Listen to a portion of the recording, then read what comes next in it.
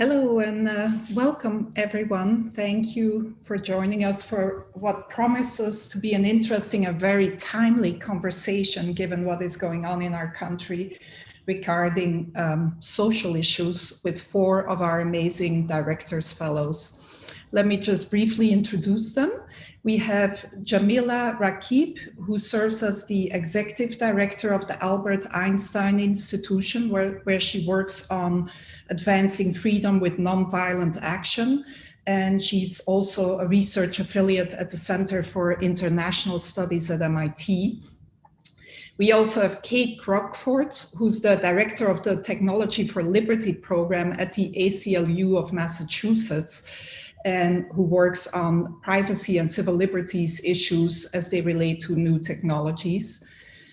Adam Foss is a former assistant district attorney in the juvenile division of the Suffolk County District Attorney's Office in Boston and is an advocate for criminal justice reform.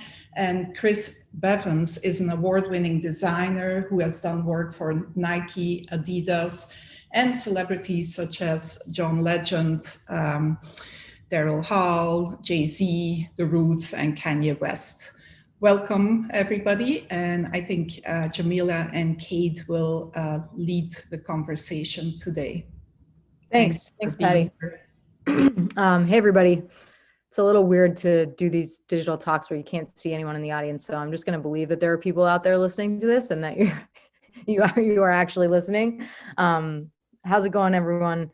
Obviously, this time in our country is just incredibly frightening. You know, we're seeing scenes that, I didn't ever expect to see in my lifetime unfolding all across this country of federal security agencies sent by the President of the United States to brutally repress First Amendment protected speech, folks out there protesting in defense of Black lives. We're seeing now, of course, new crises, the hurricane that is hitting Texas and Louisiana as we speak.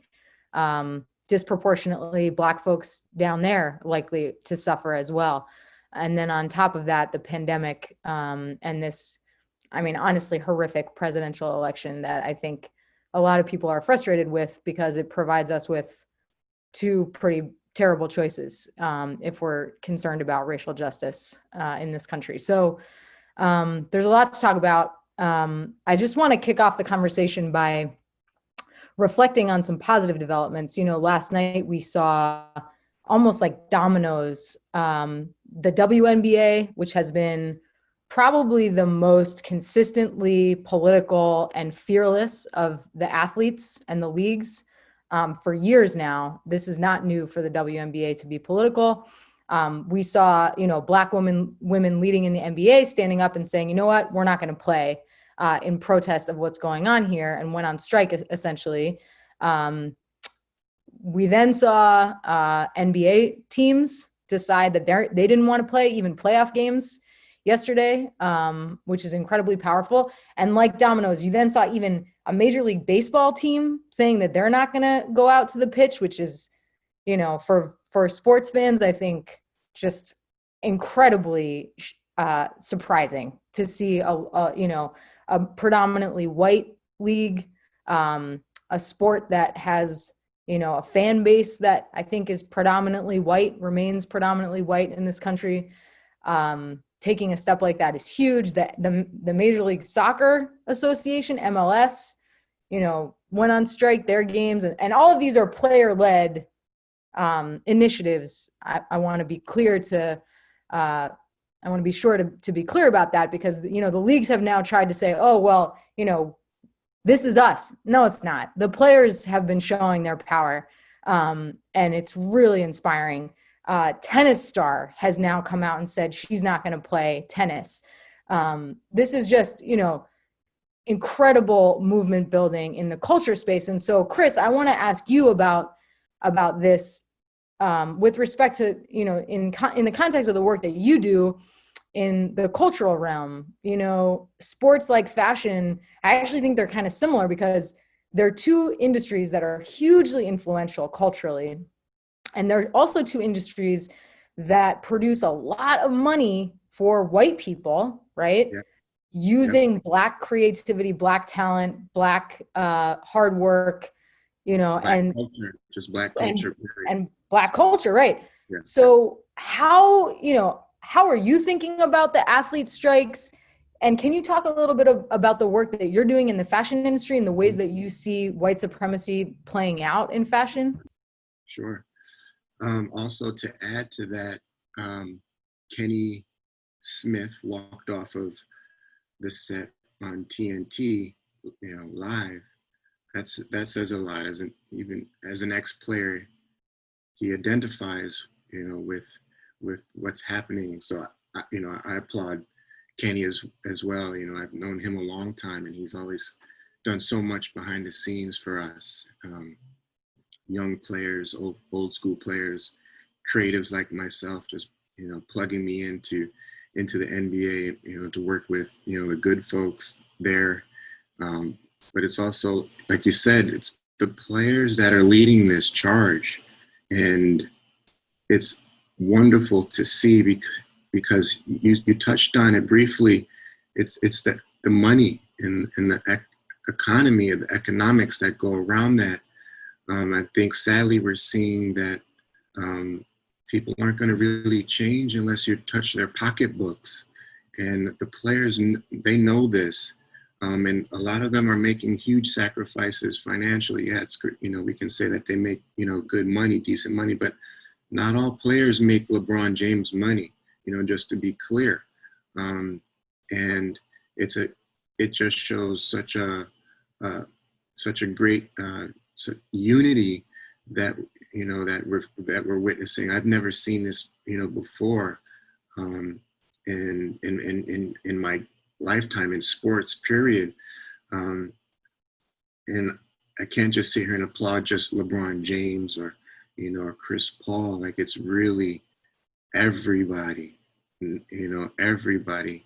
And just working with different athletes through the years, getting a chance to work behind the scenes and see what they have to kind of maneuver around in their respected organizations. I've worked close with Marshawn Lynch, and we know that he doesn't say too much.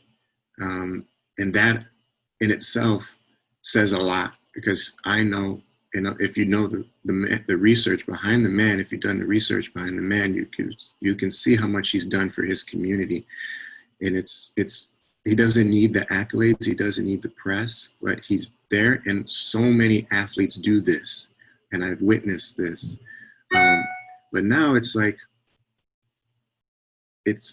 I'm not calling it the plantation effect, where uprising against the man, but that is what it is. You are owned by your organization, and this is a revolt that we're seeing. And I guarantee you there are some owners that are not happy right now because of the finance. And now you look at Goodell going back in the NFL saying, man, 4 years to the day yesterday is when Colin took a knee, to the day. And he's now saying we should have stood with this brother right here. Is it the pressure from the economics, or is it truly his conscience that is speaking to him? Hard to tell. But Kenny Stills and all the football players that are speaking up, it's encouraging, because now we need the college players to do the same thing, because it's the whole cycle. It's the whole cycle of sports that has to take a stance, right? We know some college conferences are starting to address this, but those college players, you know, they're hoping to become professional players, and this is where it starts, and then it trickles down to high school students taking a stand, you know, for what's right. And from the top down, it's amazing to see. So just to go back, I'm a creative fashion designer, and just a little bit short history about myself. My grandmother is from Jamaica, and she was a well-known dressmaker in New York City. I remember her telling me stories of her being asked to leave certain sets and photo shoot sets for Vogue, for WWD that she worked close with for, she was the head seamstress for the Catwoman on the original Batman series. She couldn't be on the set, but she was making these garments for people. She made gowns for Mrs. Nixon. Like, she was really well known. So I remember, her touching on these stories, and it just inspired me to fight through any racial injustice, because I'm talented and I'm good at what I do, and I always rested on that, and I let that lead.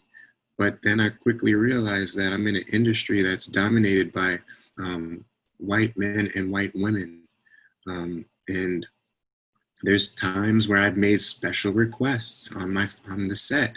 I'm not going to call out any magazine at this moment, but it was overruled because I wanted a brown-skinned person on the set with me to balance my story of what I was trying to tell, and to show it was in the tennis world, and I'm a big tennis player, and I requested a black tennis player to be with me on set, and it was overruled.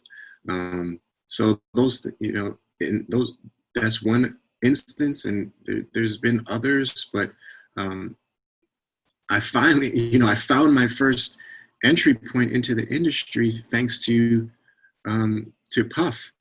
It took a black man to help me get into the industry, and through that door, I don't know if it was, I didn't need creative validation, because I was killing interviews. I'm showing up with collections, at a young age, looking for an assistant design job, and still you can't get those jobs, right? So I was like, I'm fortunate that Puff's assistant found me in the aisles of a fabric store in Manhattan, and that opened up so many doors. So here I am today, 20 years later, still addressing those same issues, but now I'm like, let's level the playing field with, how about our own fashion platform where we can control our voice and our narrative around the world. I'm working with many different organizations that are looking to help the Black community in fashion. It's amazing the amount of support that I'm getting with this platform that I'm crafting to centralize in our conversations, uplift each other, share resources, because for me, access was a big hurdle just to get to the cutting room floor. So I built a vast Rolodex over the years, and I'm sharing it with the community now, and the Black community, from kids from here in the States, and I'm on calls with kids all the way to Africa, Central Africa, Northern Africa, Europe. So it's really, it's exciting to see what's happening. And I think we have allies out here that are willing to help us. So it's important to educate in these conversations. So, thanks to you and the whole gang here, and MIT Media Lab fam. So thank you.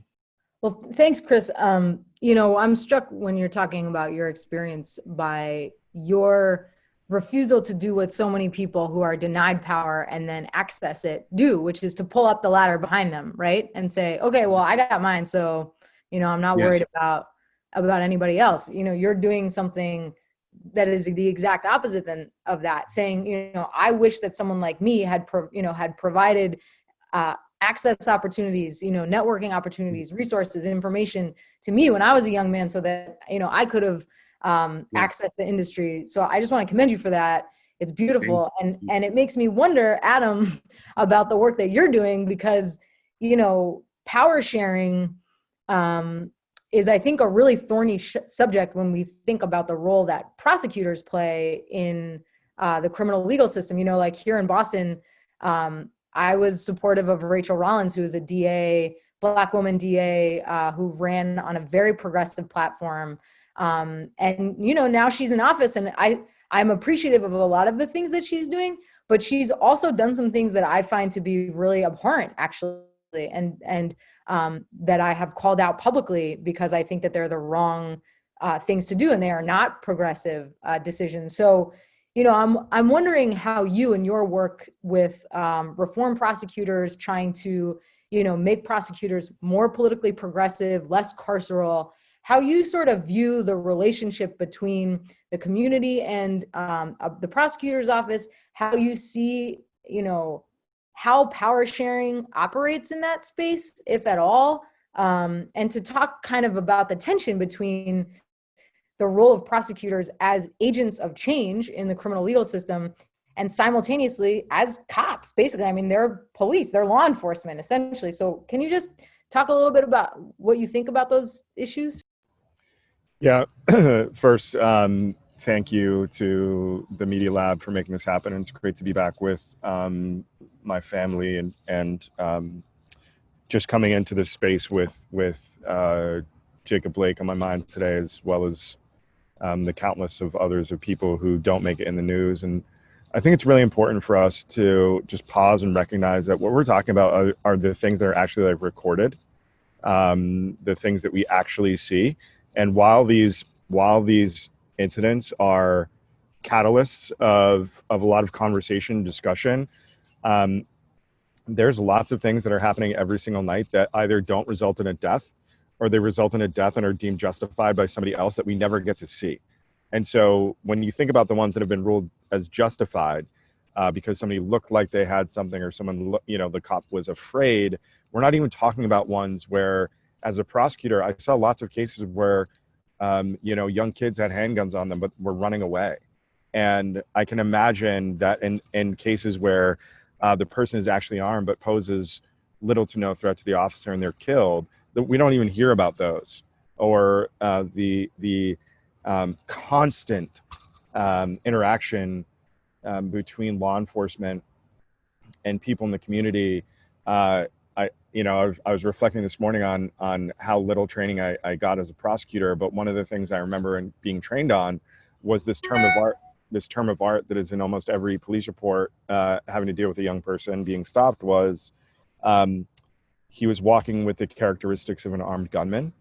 And just thinking about the tens of thousands of police reports that I read over my career that have those words in it, that a fraction of the time resulted in someone getting caught with a handgun, but most of the time just resulted in a kid getting stopped and mistreated by officers, which for the law enforcement community, I want them to understand that degrades our bottom line.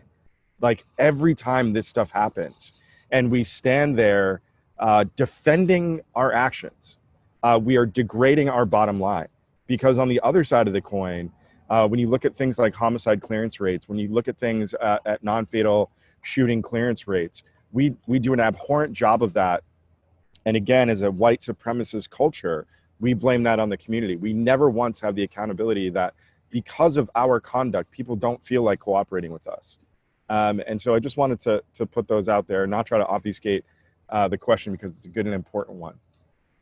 If I had to articulate sort of like the future, the vision that I have of the criminal justice system, the reason that I go to work every day is to reduce barriers for people to become prosecutors themselves.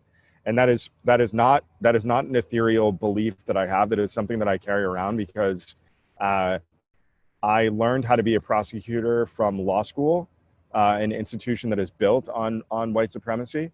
Everything that happens in law school, the way that it happens, the things that I study, the people that I'm supposed to hold up and honor and respect, the truth that I'm just supposed to swallow because it is being taught to me by people with holding up books that are 200 years old. The idea that I was prepared to then go into a community that I've never been into and make really important decisions about people's lives there as a young prosecutor, literally learning on the job how to do this thing and creating harm the entire time that I was doing that, would never be allowed if the exertion of that power or discretion was on the lives of people who I was attending law school with. If this was happening in other communities and you were having a 24-year-old brand new lawyer going into that community and deciding who gets to stay and who gets to go to jail, and using language about people as if I had ever once met them. It would not happen in a society where the criminal justice system had that interaction with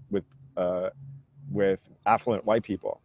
And so everything that I learned about the way that I prosecute, and the reason that I was able to do the work that I did as a prosecutor and continue to support others in doing, was because I learned from the community what they needed.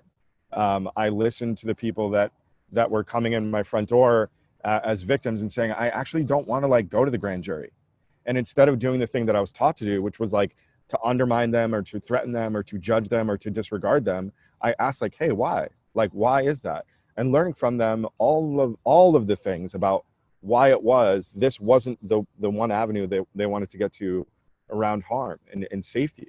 I tell the story all the time that the moment that I felt the most like the prosecutor was never when I was standing there at the end of a 2-week trial, giving my closing argument and hearing that I'd convicted someone. It was when I was sitting in Norfolk prison in a circle of 30 men who were predominantly from the neighborhood that I was living in, and hearing those 30 men tell their life stories and tell their crime stories. And then interspersed with those men, seeing victims of crime, seeing survivors of crime, moms and dads and guardians who had lost children to homicide, listening to those stories and receiving that information and receiving that accountability and that apology, and then asking questions of those men that they are deprived of in the criminal justice system. All of that was the things that I believed the system was about: safety, accountability, harm, repairing of harm. And it was all happening not in the dusty old halls of Suffolk Law School, but in the basement of Norfolk Prison. And to relinquish this grasp that we have on the criminal justice system that says only privileged people with this degree that literally means nothing. The degree means nothing. I made it through law school. I took a bunch of tests. I did all right enough on those tests to still get this degree. That should not dictate my emotional intelligence, my ability, or my life experience, my understanding of communities to go and make those decisions. The only people who should get that are the people who are coming from those communities and have to live with the consequences of those decisions. The fact that I could then get in my car for the first years as a prosecutor, I lived in Harvard Square. And the fact that I could, at the end of the day, after I spent the day in Roxbury making decisions about all these people's lives, the fact that I could get in my car, cross back over to the river, go to my nice little bartending job in Harvard Square, and then crip walk back to my 3-story walk up in Harvard Square and smoke weed and have nothing happen to me is the problem.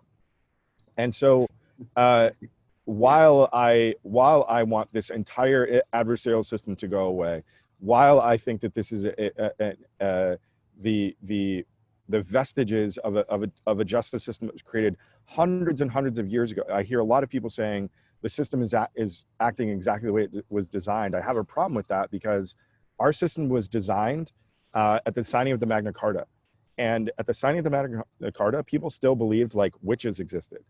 People still believed that like the earth was flat. There were no cities. There was the institution of American slavery wasn't even was a fiction to people still. And the fact that we still operate in the same way today in 2020, the way that we did in 1592, and don't have the humility to be like, hey, we have a 70% recidivism rate. We are one of the most dangerous countries to live in on the planet. It costs a ton of money. We have these tremendous racial disparities, and the people who are interacting the most with law enforcement are the people who are out in the street protesting about it. And yet the people who have no interaction with law enforcement, except that's my dad or my DARE officer, those are the people who are supporting Blue Lives Matter. There's a fundamental problem. Until we relinquish that and have the humility to do that, which really is about urgency from the proletariat. Black prosecutors are frankly just young prosecutors who have had the privilege of growing up at a time where they have the access to information that just isn't forced down their throats by the institution of law school and college and higher ed, but they come into law school with mass incarceration as part of their lexicon. That is sort of like the harm reduction strategy that I've evolved. And I'm saying harm reduction to signal or maybe just be very direct about, I understand that this is not the lightning bolt zeitgeist best case scenario, but tonight, 30,000 people are going to be arrested, and most of them are going to be my people. And tomorrow, I want 30,000 prosecutors standing there to understand that they can either make this decision right now and be on this side of history and that. And for the first time I can remember in a long time, there's actually an urgency, quite like the NBA, where workers are saying, no, I'm not going to fly under this banner anymore. I'm not fucking supporting these people anymore. And I'm certainly not going to let you, boss, say that you're a progressive person and tuck my tail and genuflect. I'm going to be a problem for you unless things change. And that is, I think, the best place that I can put my energy right now. Amen. Yeah, I mean, this is definitely a which side are you on moment, right? We're seeing, for example, you know, a couple nights ago in Kenosha, Wisconsin, the same police department that murdered Jacob Blake by shooting him 7 times in the back because he dared to get into his own car. He's not dead. He's not dead. That's true. Sorry Thank about that. Shooting him 7 times and paralyzing him, excuse me. Yes. Kids. Exactly. Because he dared to get in his car, okay, has allowed a young white man, 17-year-old Kyle Rittenhouse, who murdered 2 people in cold blood in the streets, basically right in front of the cops, just allowed that kid to go home the night that he was, you know, walking around the streets with a massive weapon. This is the system that we're talking about, right? So, you know, I'm curious, Jamila, like from your perspective, the work that you do is about movements, right? It's about movement building. It's about protest. And there's a very deep history that you study.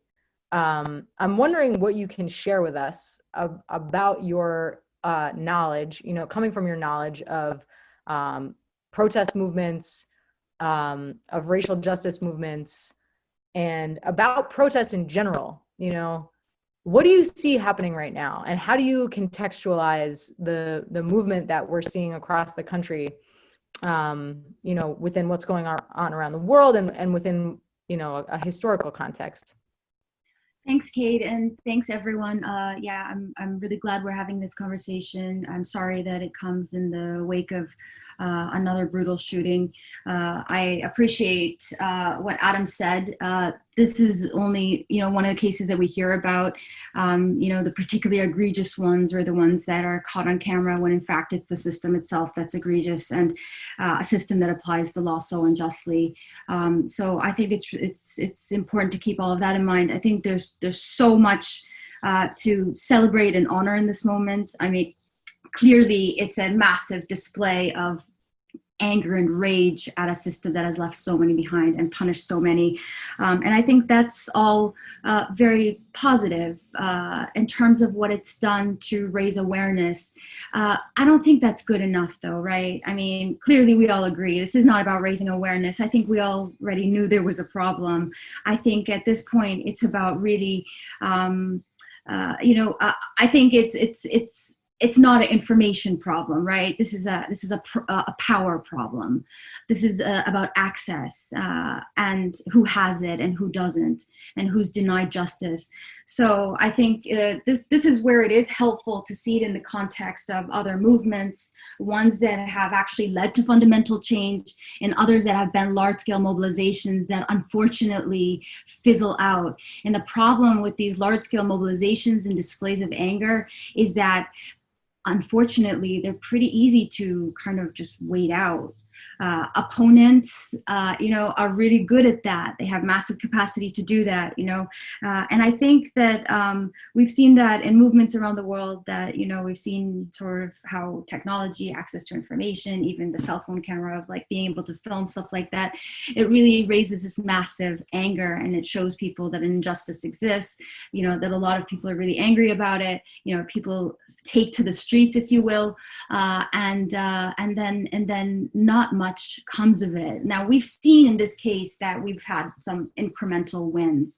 And so we need to celebrate those, right? They're really, really important as a way to say, you know, like, we built power here. We, you know, showed that there's a problem, and we've made these, changes in terms of reducing police presence in schools in different places, shifting funding from police departments, trying to increase transparency around these issues. But clearly the problem continues, and the problem is systemic, right? And just as the problem stems from systems failures on a number of fronts, not just police brutality, right? Racism is so deeply ingrained. I mean, if you look at this is occurring in the context of, as you said, Kate, it's in the context of a pandemic that is disproportionately affecting these very communities. Access to healthcare.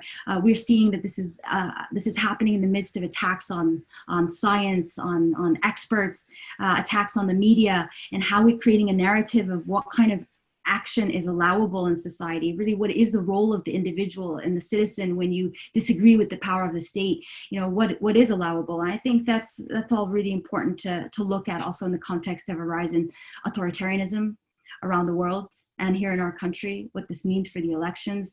I mean, these are all really, really important things to be thinking about right now, to make sure this is not a momentary expression of anger, but something that is really, really fundamental. So I think this is where it really helps to look at the historical cases, at the global cases, what's happening around the world. A lot of what we're seeing here in this country are precursors of extreme backsliding to authoritarianism, and in a lot of places, either throughout history or around the world today. And I think a lot of people make the kind of Germany 1930s analogy, which is, sort of helpful. But I think it's really important to actually look at the failed cases of where these kinds of attempts were made and how they were blocked. And then when they were blocked, they were usually done spontaneously, without much planning and preparation. They were usually done as an expression of, delegitimizing whatever kind of attempt was made. And in spite of that, they were sometimes successful. So we need to take it to the next level. Movements have to be more organized than opponents. There are a lot of powerful forces that are working very hard to make sure that nothing more comes of this than we have already achieved. And we know what we've achieved is not enough. So I would say we really, really need to go back to the drawing board, like really strategize here about what's needed for the community, for BLM, and also for all the other movements that are simultaneously working on climate, on immigration reform, on gun reform, and on democracy and elections defense, because all of that is very, very much related. And the same cops that have become even more militarized in the context of the past few months are going to be used against other communities. I mean, that is inevitable. We've seen a huge spike in access to crowd control stuff. I'm sure, Kate, you've been watching this. There's a huge spike in tear gas. I mean, they can't even keep up with the supply of tear gas, and that should frighten all of us. So I just urge us all to kind of see this, that it both stems from multi-systems failures, and it will contribute to multi-system failures. But it's not all dark and dreary. We know that these systems have been defeated before, and I just think we need to push for the next step. Celebrate the wins, but keep going.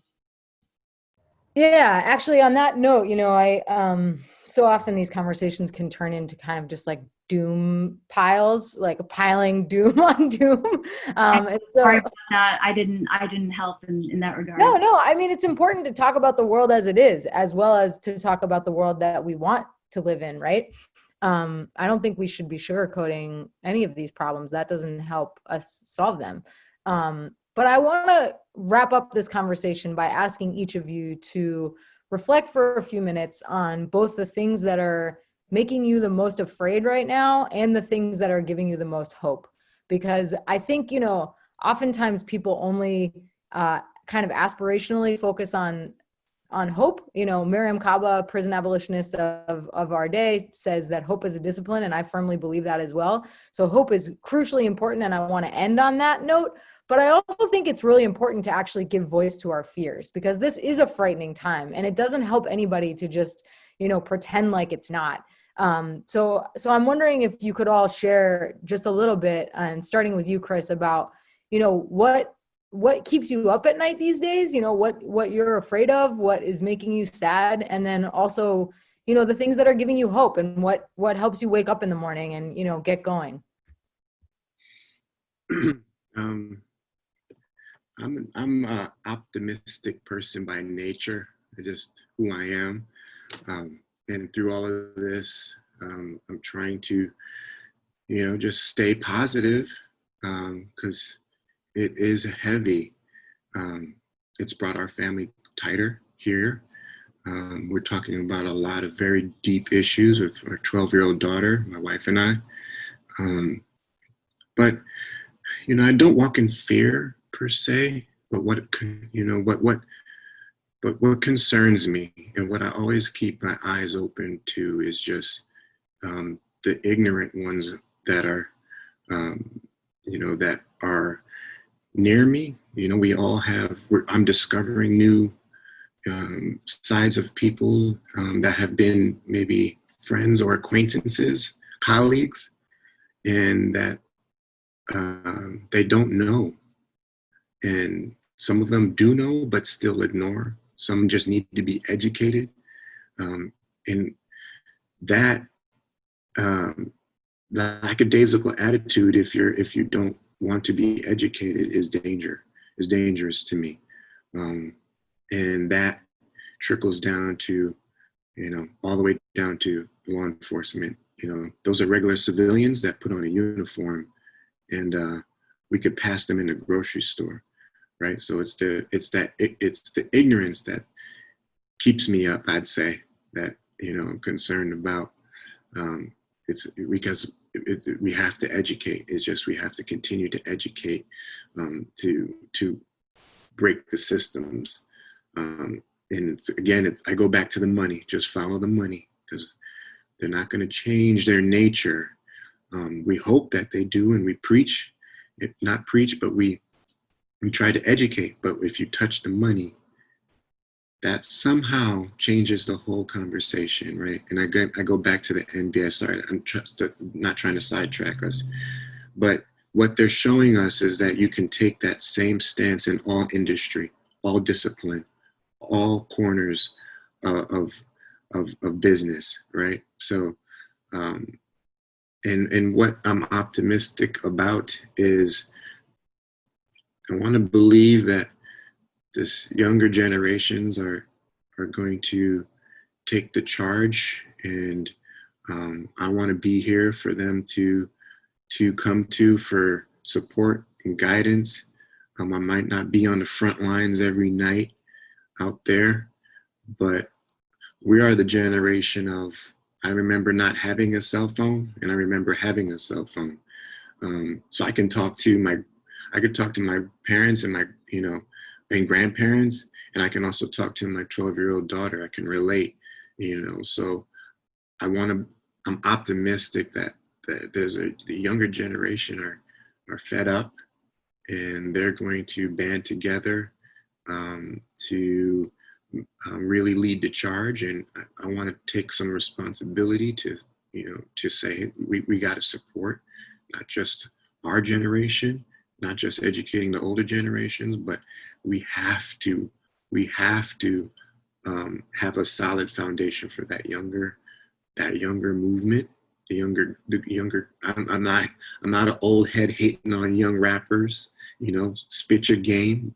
You know, I might not understand what you're saying, but you know what? I get down with you, and you're in what you're standing for, as long as it's not, you know, anything that's derogatory to, you know, to women, men, and, you know, heavy drug related culture. But at your core, like, are you about, you about this shit? Like, I'm here, you can lean on me. You know, do you need finance? I can help you get finance. Do you just need emotional support? Do you need to talk about how to navigate through the system? I know a good brother named Adam. He knows the law, you know, so it's about us banding together to help the younger generation. That's the optimistic sunshine that I like to have, you know, to walk in. Yeah, I mean, Generation Z, these Zoomers are something to behold. I mean, I've never seen any generation like them. I give it to Adam, what about you? What makes you fearful, hopeful?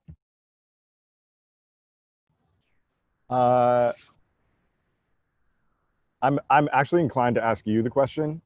Your voice is so important, and you've taken over moderator duty, and I feel like you haven't had the space, and I kind of just want to like yield my time.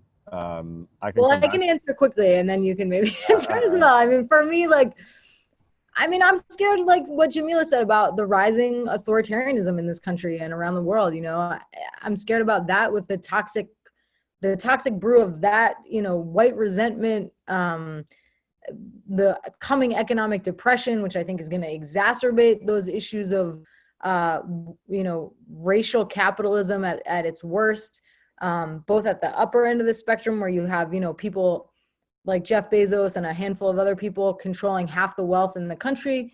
And then folks at the bottom, you know, fighting over scraps. Look, I mean, Fred Hampton, I think, was probably the most effective political organizer of his day. That's why I believe the FBI and the Chicago police murdered him, because he was not only saying, but actually building bridges between Black poor people on the south side of Chicago and white Hicks in Appalachia, who were dirt poor as well, and saying, look, you know, I understand that you may think that you're a racist because you've been taught to hate me, to these white people in Appalachia. But the reality is that since slavery, since Africans were first brought here in this country, capitalism has tricked poor people and working class people to hate each other. It's tricked the white man to hate the Black man because that's all you have, right?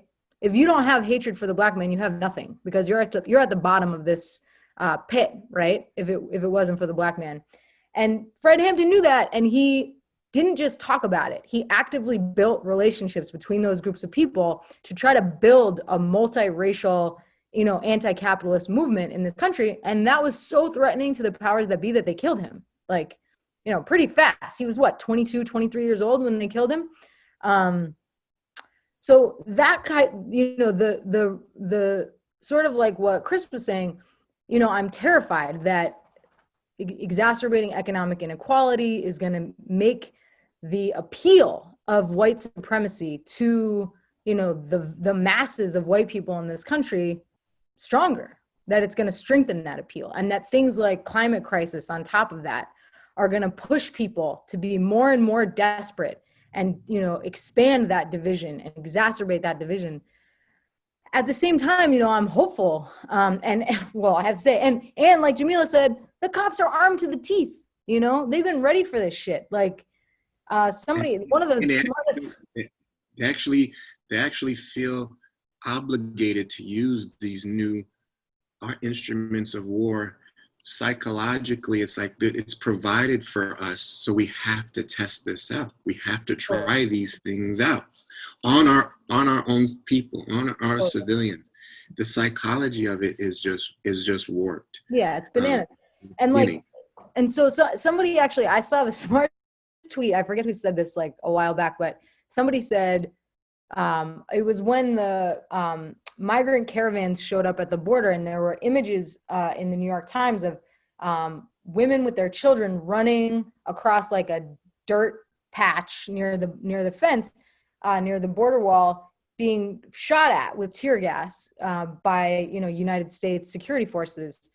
And somebody said, people keep saying that the Republican Party doesn't have a climate plan. This is their climate plan. That's it. It's just war. It's just militarization.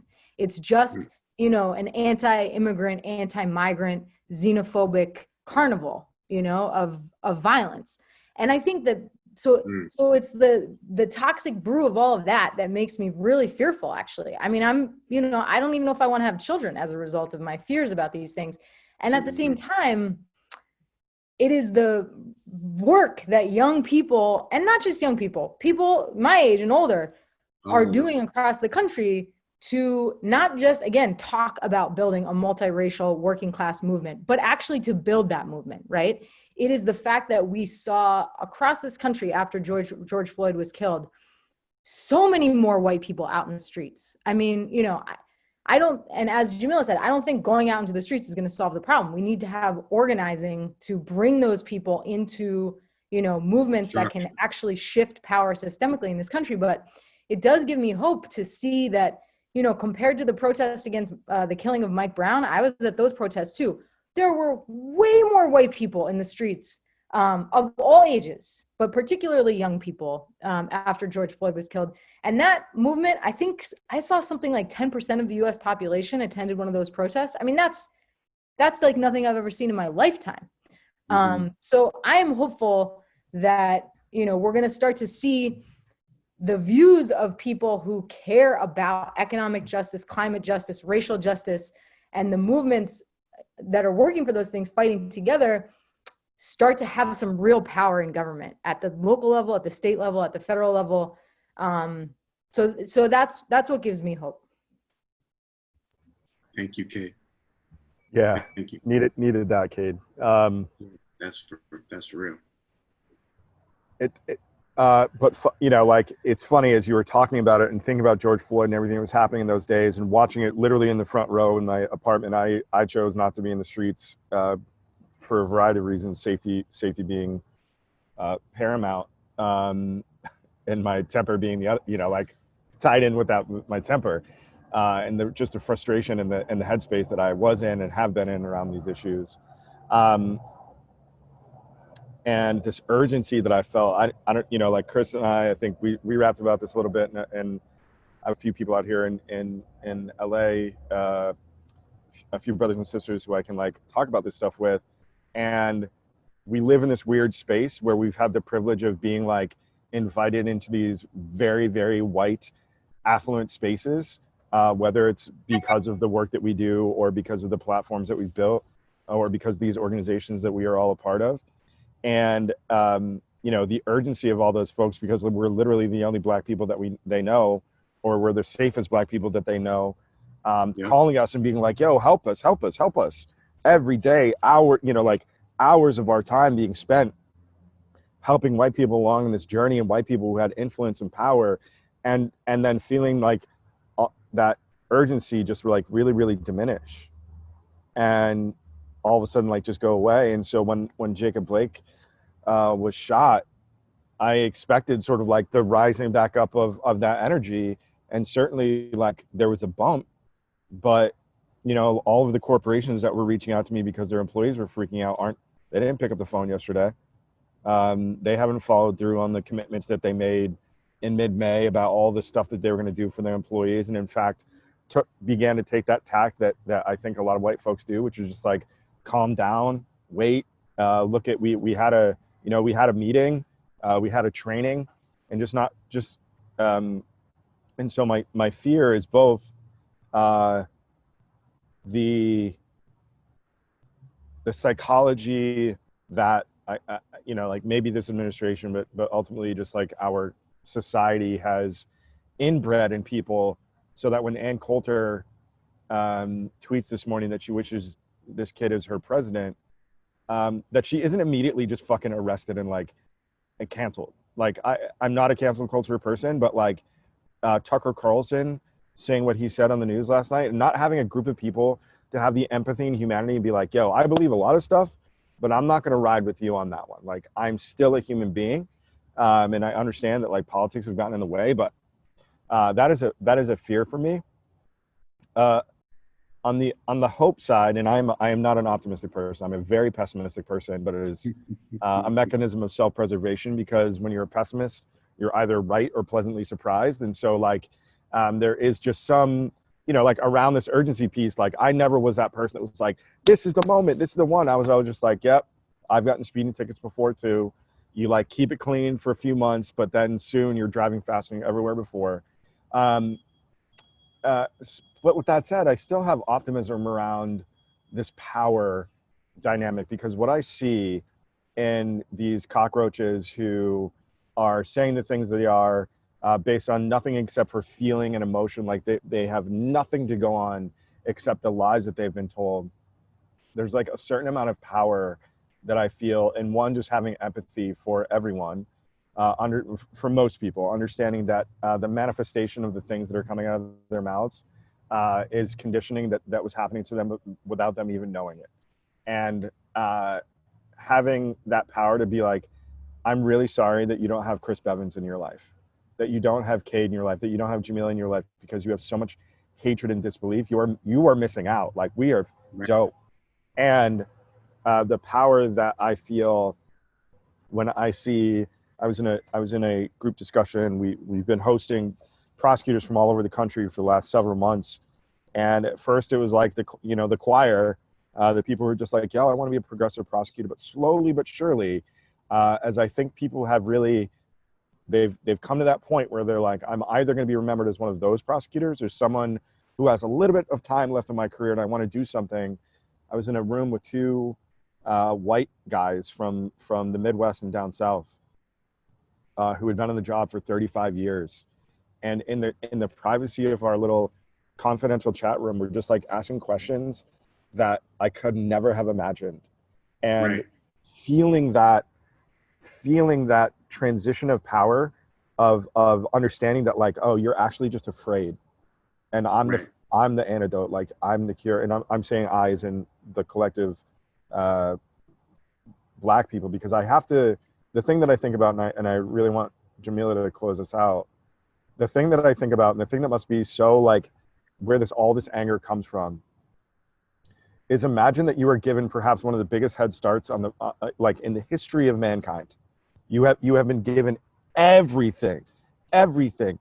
They kept us back for 450 years, either physically in chains as slaves or incarcerated, or in structures that are impossible to get out of, can't get educated the same way, can't get the same health care, can't live in the same place. We have been squished and pressed down and beaten and brutalized and murdered for centuries.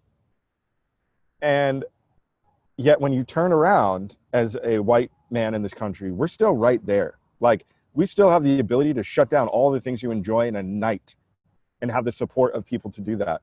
You can still shoot us and beat us down, and we are still out here having empathy. I hear people having empathy for Kyle, whatever the fuck his name is.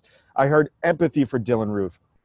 The ability to be that beautiful and magnificent group of people, despite the fact that all this happens, must be really terrifying to the group of people who got the biggest head start, and I feel sorry for them. And that gives me a ton of hope. Excellent. Jamila, you want to close us out with your fears and your hopes? Yeah, I mean, I think I talked a bit about my fears, and by the way, thank you both for sharing, or thank you all for sharing. I was born in the middle of a really, really brutal war. So I'm a catastrophist, and I think definitely worst case scenario. And you know, when you tend to talk like that, sometimes people think you're kind of, I don't know, some of these scenarios are far-fetched and not really rooted in reality. And we're seeing actually things that are really, really bad, and they can get a lot worse. So, you know, I think the danger there, though, is that, you know, I hear from people even who are like sort of sounding the alarm, because some people think that things are okay, right? That somehow there's this inevitability, right? That either things are going to be okay because the US is really special, we're exceptional, we invented democracy, all of this, right? Things will be okay, at least in terms of the status quo. They can't get much worse. And then there's another group that basically says that, you know, if the bad thing happens, like, well, you know, there's nothing we can do, right? That we're really powerless in the face of these overpowering forces. And that's totally normal to think that. I mean, people have been, you know, beat down for as so many have pointed out, for centuries.